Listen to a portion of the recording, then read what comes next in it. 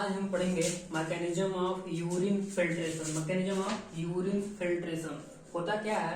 Metabolic हमारे अंदर, हमारे बॉडी के अंदर बहुत सारे थाउजेंड्स ऑफ मेटाबॉलिक रिएक्शन चल रहे हैं। उन्हीं मेटाबॉलिक जो रिएक्शन चल रहे हैं उसी के थ्रू कुछ बेस्टफुल प्रोडक्ट भी बन जा रहे हैं जो बॉडी के लिए हार्मफुल है। बॉडी के लिए हार्मफुल है तो बॉडी क्या चाहेगी? शरीर से बाहर निकालना। शरीर से बाहर निकालना चलिए चाहेगी तो कुछ वेस्टफुल मटेरियल यूरिन के थ्रू बॉडी से बाहर निकलता है। कुछ वेस्टफुल मटेरियल यूरिन के थ्रू बाहर निकलता है। ये वेस्टफुल मटेरियल ब्लड में घूमते रहते हैं। मकसद क्या है? ब्लड को फिल्टर करना, तभी तो वेस्टफुल मटेरियल ब्लड से बाहर होंगे। मकसद हमारा है मैकेनिज्म ऑफ यूरिन फॉर्मेशन या कहें blood filtration. Mechanism of urine formation या ब्लड फिल्ट्रेशन। आज आप शुरू करते हैं mechanism of blood filtration urine formation. ये है बॉमेन कैप्सूल। क्या है? Bowman capsule. ये बॉमेन कैप्सूल है। Afferent arteriole, efferent arteriole. Diameter of afferent arteriole ज्यादा होता है, इफरेंट ऑडियोल का डायमीटर कम होता है। हमारा मकसद क्या है? यहाँ प्रेशर जनरेट करना। प्रेशर क्या होता है? PV equal to nRT। तो यहाँ से P inversely proportional to volume हो जाता है। प्रेशर अगर ज्यादा करना है तो हमें वॉल्यूम को कम करना होगा, और अगर वॉल्यूम ज्यादा हुआ तो प्रेशर कम हो जाएगा। मकसद क्या है? यहाँ डायमीटर ज्यादा है, मतलब डायमीटर ज्यादा है, वॉल्यूम ज्यादा, ब्लड वॉल्यूम ज्यादा फ्लो करेगा। डायमीटर कम है, ब्लड कम फ्लो करेगा। प्रेशर यहाँ ज्यादा होगा, यहाँ प्रेशर कम होगा क्योंकि वॉल्यूम ज्यादा फ्लो कर रहा है, ब्लड का वॉल्यूम ज्यादा फ्लो कर रहा है। यहाँ प्रेशर ज्यादा होगा क्योंकि ब्लड का वॉल्यूम कम फ्लो कर रहा है। दैट मीन्स ओवरऑल मिला करके यहाँ पर मकसद है प्रेशर जनरेट करना। प्रेशर जनरेट करना तभी तो फिल्टर हो पाएगा। होता क्या है? यूरिन फॉर्मेशन के लिए 3 तरह के प्रेशर जनरेट होते हैं। यहाँ number 1 glomerular hydrostatic pressure. Glomerular hydrostatic pressure ये होता क्या है? ग्लोमेरुलस इस एंडोथेलियम, ये तो simple squamous epithelium blood capillary में प्रेजेंट सिंपल स्क्वामस एपिथेलियम को एंडोथेलियम बोलते हैं। ये जो अफरेंट आर्टियोल आया है आर्टरी, और इधर जो इफरेंट आर्टियोल निकला है, इसको ग्लोमेरुलस बोलते हैं। इसमें ब्लड फ्लो होने की वजह से जो प्रेशर जनरेट होता है उसे ग्लोमेरुलर हाइड्रोस्टेटिक प्रेशर बोलते हैं। हाइड्रो मतलब पानी कह सकते हो, पानी की वजह से लिखने वाला, लेकिन यहाँ हाइड्रो मतलब लिक्विड की वजह से, ब्लड लिक्विड पार्ट है। ग्लोमेरुलस में फ्लो करने वाला ब्लड की वजह से प्रेशर जनरेट हो रहा है, उसे ग्लोमेरुलर हाइड्रोस्टेटिक प्रेशर कहते हैं। जो 60 to 75 mm ऑफ Hg होता है नीचे की डायरेक्शन में। अब देखना यार, इधर से भर भर के ब्लड आ रहा है, इधर से ब्लड निकल नहीं पा रहा, बाहर निकल नहीं पा रहा, उस रेट से, उस अमाउंट में ब्लड बाहर निकल नहीं पा रहा, तो होगा क्या? यहाँ एक प्रेशर जनरेट होगा। क्या होगा? यहाँ एक प्रेशर जनरेट होगा नीचे की डायरेक्शन में प्रेशर जनरेट होगा जो 60 to 75 mm ऑफ Hg होगा। बेहद खूबसूरत, कोई चीज बिना मकसद के नहीं बताते, बिना फालतू नहीं बताते। ये देखिए वेक्टर क्वांटिटी है, इसकी लंबाई बताती है 70-75 mm ऑफ Hg, और नीचे की डायरेक्शन में ये डायरेक्शन बता रहा। दूसरा प्रेशर कैप्सुलर हाइड्रोस्टेटिक प्रेशर। अब जो ब्लड प्लाज्मा फिल्टर हो रहा है, वो फिल्टर होके इधर बॉमेन कैप्सूल में आएगा।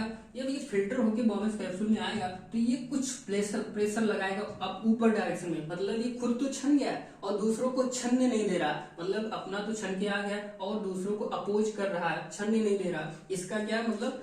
10 to 18 mm ऑफ Hg ये ऊपर की डायरेक्शन में, यहाँ जो फिल्टर छन के आ गया है बॉमेन कैप्सूल में, ये प्रेशर लगाएगा, दूसरों को छनने नहीं देगा। ये प्रेशर ऊपर की डायरेक्शन में लगाएगा 10 to 80 mm ऑफ Hg। बेहद आसान। जो ब्लड प्लाज्मा फिल्टर हो गया है, अब वो दूसरों को फिल्टर नहीं होने देना चाहता है, अपोज कर रहा है। जो बॉमेन कैप्सूल में फिल्टर हो गया है, जो अपोज कर रहा है, इसकी वजह से जो प्रेशर जनरेट हो रहा है वो 10 to 18 mm ऑफ Hg। ये वेक्टर क्वांटिटी मैंने बता दिया है। ये 60 to 75 mm ऑफ Hg है, इतना लंबाई है। ये 10 to 80 mm ऑफ Hg है, छोटा प्रेशर है तो इसकी लंबाई भी छोटी है। डायरेक्शन अपर डायरेक्शन में फिल्टर नहीं होने दे रहा, ऊपर की डायरेक्शन में प्रेशर लगा रहा है।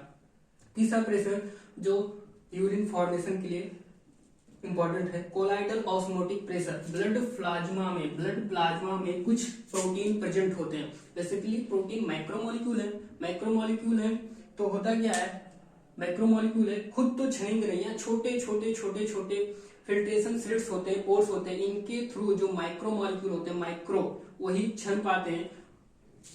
प्लाज्मा में प्रेजेंट कुछ प्रोटीन माइक्रोमोलिक्यूल होते ही हैं, लेकिन कुछ प्रोटीन जैसे एल्बुमिन प्रोटीन ये खुद तो छनता नहीं, माइक्रोमोलिक्यूल है, बड़ी साइज है इसकी, खुद छनता नहीं और इस फिल्ट्रेशन स्लिट्स में पोर में आकर के फंस करके औरों को भी छनने नहीं देता है।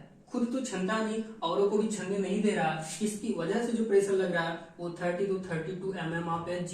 डायरेक्शन क्या होगा, ऊपर, छनने नहीं दे रहा तो इसका डायरेक्शन ऊपर है। मकसद हमारा क्या है, प्लाज्मा को फिल्टर करना।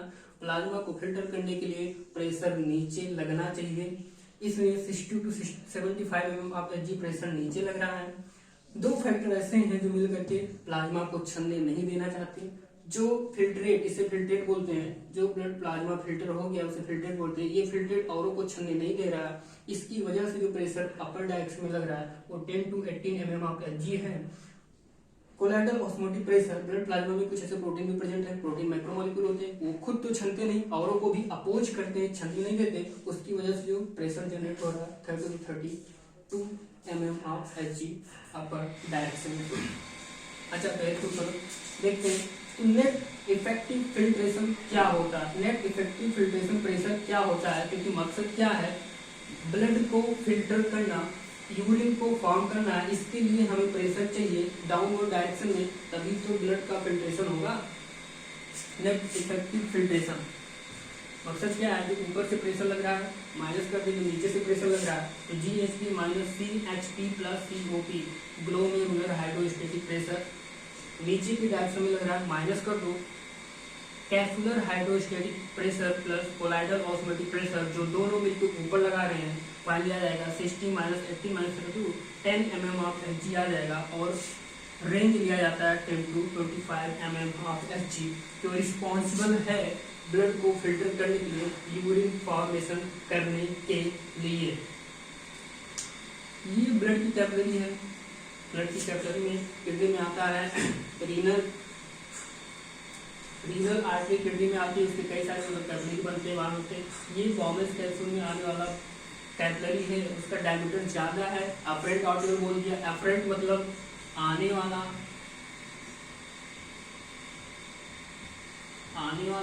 डिफरेंट मतलब एग्जिट, जाने वाला। एफरेंट मतलब आने वाला, डिफरेंट मतलब जाने वाला है। तो एक ही कैपिलरी, लेकिन आने वाला जो कैपिलरी है उसकी डायमीटर ज्यादा है, जिससे ज्यादा अमाउंट में ब्लड फ्लो करे, ज्यादा वॉल्यूम में। बाहर निकलने वाली कैपिलरी की डायमीटर कम है, जिससे वॉल्यूम कम अमाउंट में वॉल्यूम, ब्लड वॉल्यूम बाहर निकले, जिससे कि प्रेशर जनरेट हो पाए। हमने बता दिया कि pressure inversely proportional to volume है। अगर वॉल्यूम ज्यादा होगा तो प्रेशर कम होगा, प्रेशर ज्यादा होगा तो वॉल्यूम कम होगा। यहाँ भी वही है। मकसद क्या है, ब्लड को फिल्टर करना। ब्लड फिल्टर होगा नहीं आसानी से, उसके लिए हमें प्रेशर जनरेट करना है। और 3 तरह के प्रेशर रिस्पॉन्सिबल होते हैं यूरिन के फॉर्मेशन के लिए। ग्लोमेरुलर हाइड्रोस्टेटिक प्रेशर, ग्लोमेरुलस की वजह से लगने वाला प्रेशर, जो कि 60 to 75 mm ऑफ Hg है, नीचे की डायरेक्शन में लग रहा है। कैफुलर हाइड्रोस्टेटिक प्रेशर,